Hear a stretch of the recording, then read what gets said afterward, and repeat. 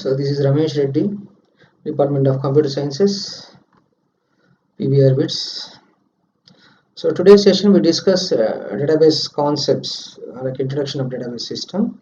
So we can discuss one by one. So what we have displayed, these are things can be discussed in the entire database system course. So the first one is database system applications. So here we discuss where we are exactly using this real database system in the real world. The next one is purpose of database system. What is the exact use of this database system? We can discuss here. And the next one is view of data. What are the different levels of data abstraction? How we can describe the data? So these things can be available in the view of data. The next one is database languages. What are the languages supported by the database? Those syntaxes, etc., can be discussed in database languages. And the next one is relational databases. This is one type of database. How we can store the data, how we can retrieve the data, in what format we can store the data. These things can be stored, explained here. And the next one is database design. How we are going to design an enterprise, so like a bank, insurance, telecom, sales, finance, etc. So what are the things we need to step up for database design? The next one is data storage and querying. How we are going to store the data into the database, and how we can retrieve the data from database. And the next one is transaction management. How we can manage the transactions on the database. So multiple transactions, how we can face the anomalies. These things can be discussed in the transaction management. And the next one is database architecture, the entire structure of the database. So who are the users, and what are the administrators and roles of this administrator, what are the compilers we have to use, and what are the indexes, etc. These things can be discussed in this database architecture. So the next one is data mining and information retrieval. Data mining itself is extracting the knowledge from huge amount of databases. So these things can be discussed in this data mining and information retrieval. The next one is specialty of databases.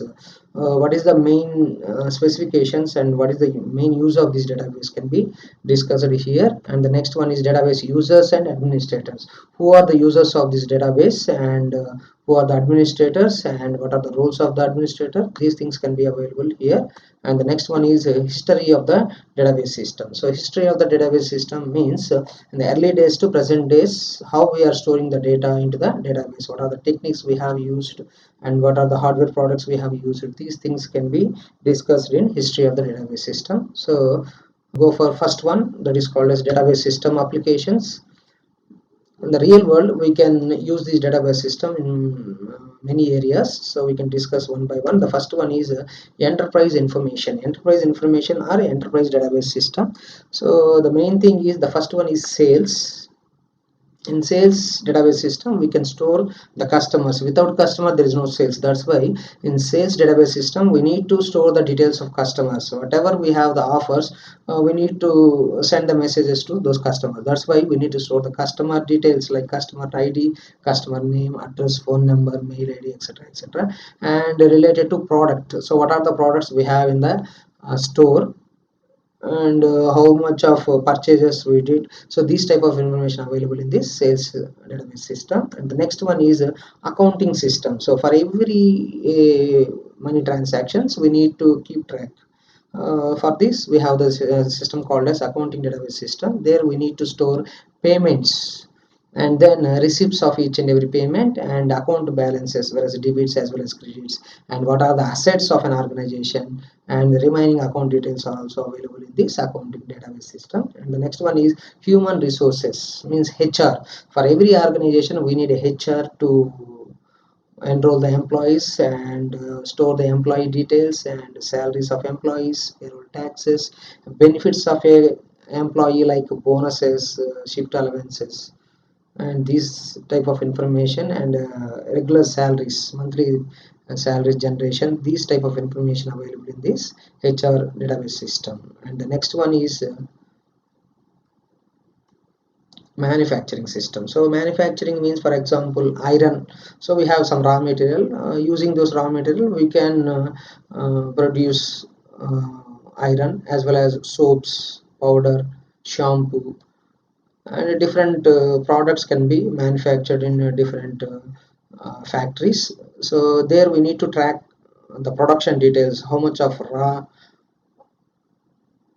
products are used for production. So these things are available in this manufacturing database, and also it stores how much of products available in the warehouses as well as stores, and what are the orders for those products.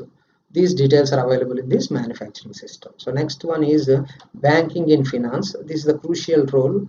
The first one is banking. The banking database needs to store customer details like customer ID, customer number, customer name, address, phone number, and accounts like savings account or current account or checking account. These type of information need to store in the banking, as well as loan details like personal loans, housing loans, whereas vehicle loans, what type of loan received by which customer. This type of information is also available in this banking database. And regular transaction like withdrawals and deposit, these are all information keep track on this database system, banking database system. The next one is credit card transaction. This is also related to banks.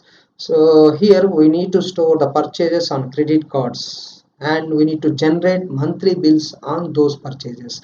These type of things can be stored on these credit card transaction databases. This is completely related to banking system. And the next one is finance. Finance is completely related to stock markets. How we are going to store the information in these databases, and what are the holdings and what are the purchases of stocks and bonds. These type of information is available in this finance database. The next one is universities. University is nothing but completely our education system.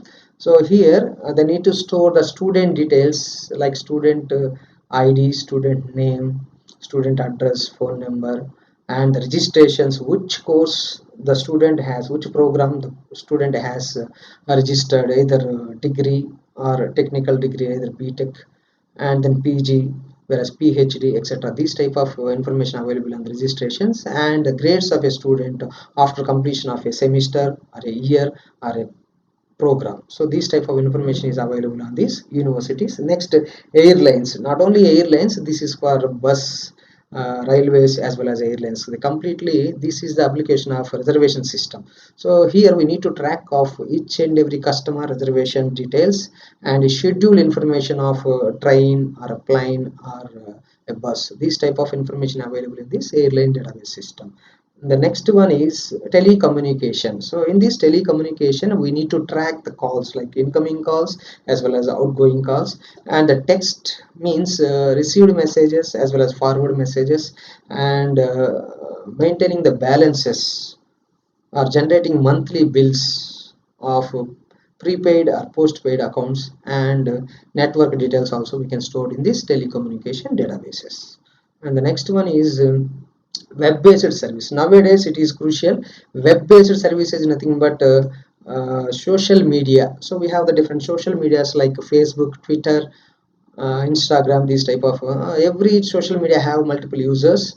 So the social media need to store the customer details like user details, what is the user ID, and proof of that address proof, as well as mail ID, phone number, etc, etc. And they keep track what are the posts done by those users, and what are the ranks, means ratings and likes of that users. These type of information can be stored in these social media databases. And the next one is online retailers. Online retailers means we are buying most of the products in online like Amazon, Flipkart, Mantra, etc, etc.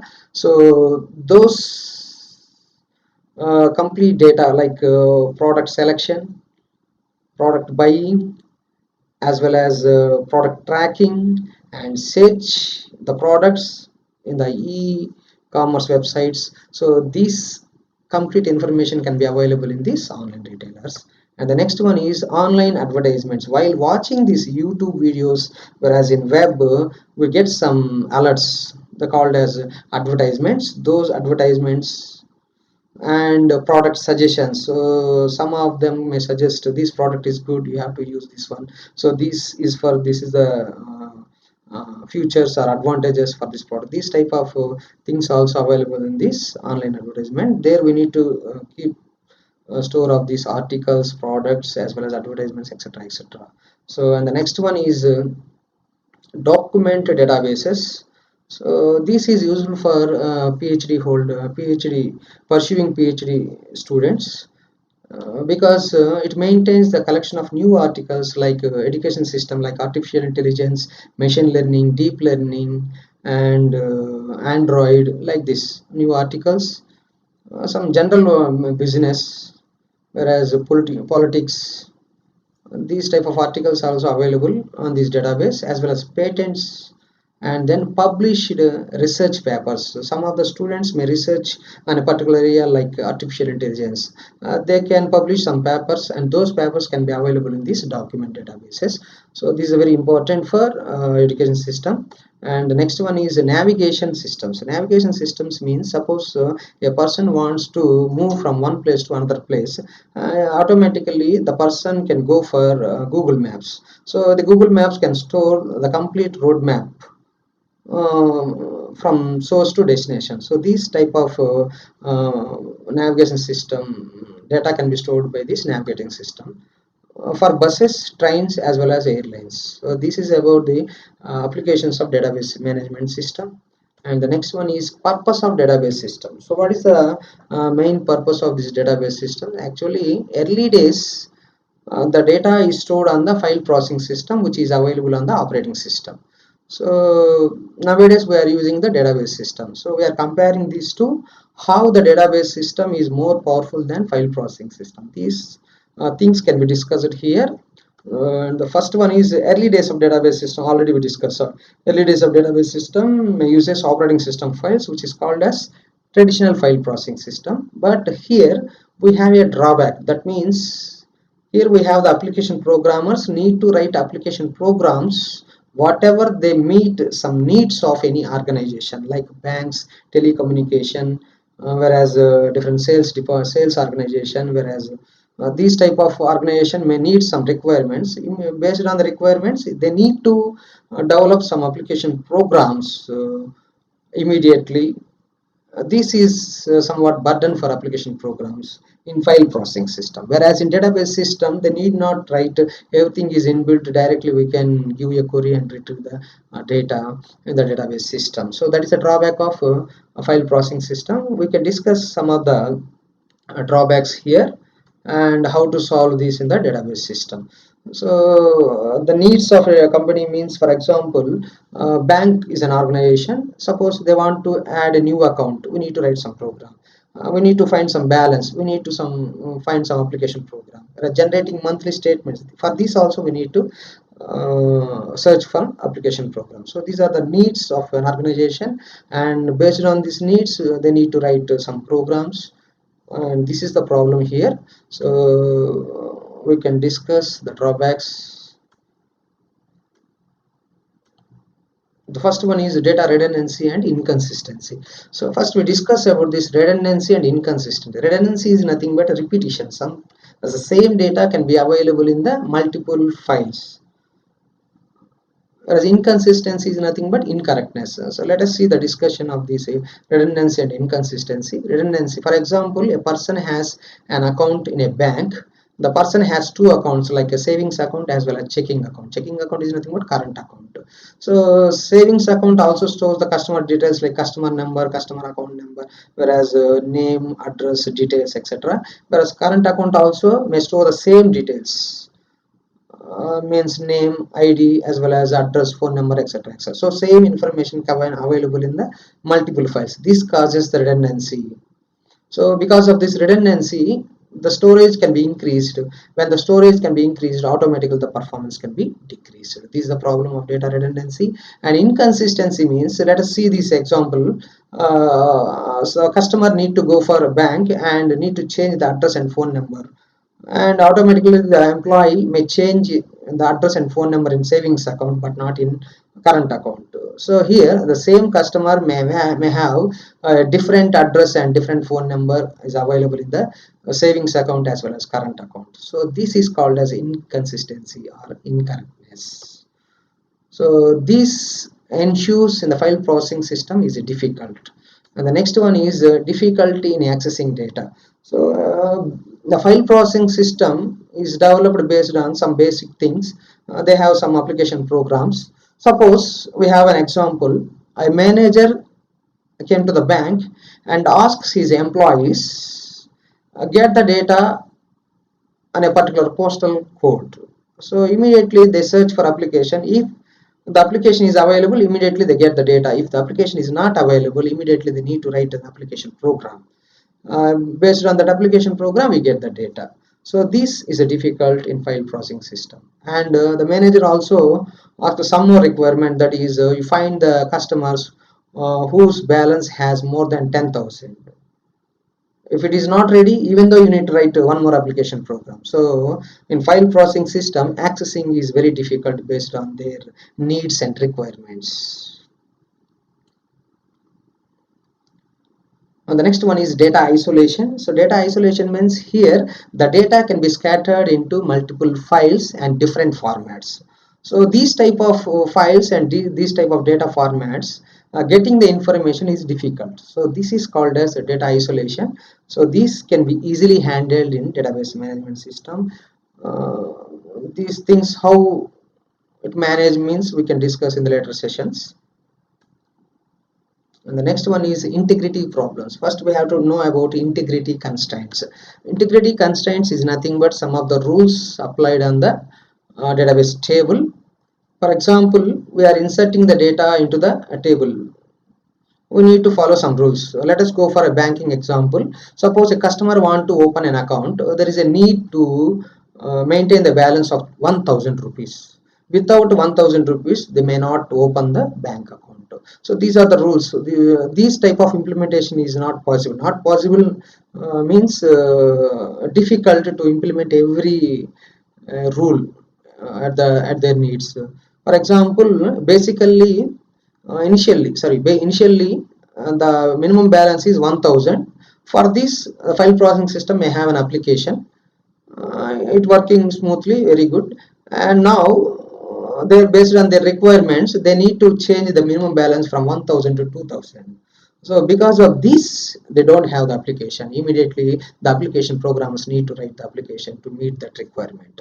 So these type of problems are called as integrity problems. Those can be faced on this file processing system.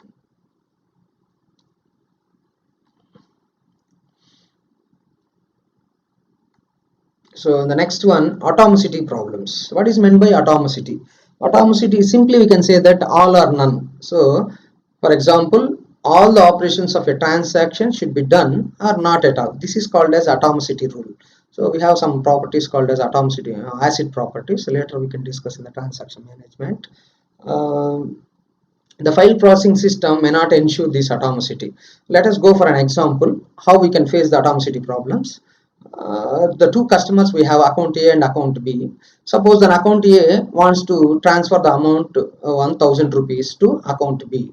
So while transferring the funds account A to account B, there is a crash or there is a failure of a system. Immediately the system may be abandoned. So at that time there is a chance to deduct the amount from account A, whereas may not credit to account B. So in this situation, we lost the data from account A but not created in account B. So these problems are called as atomicity problems. Those cannot ensure by file processing system.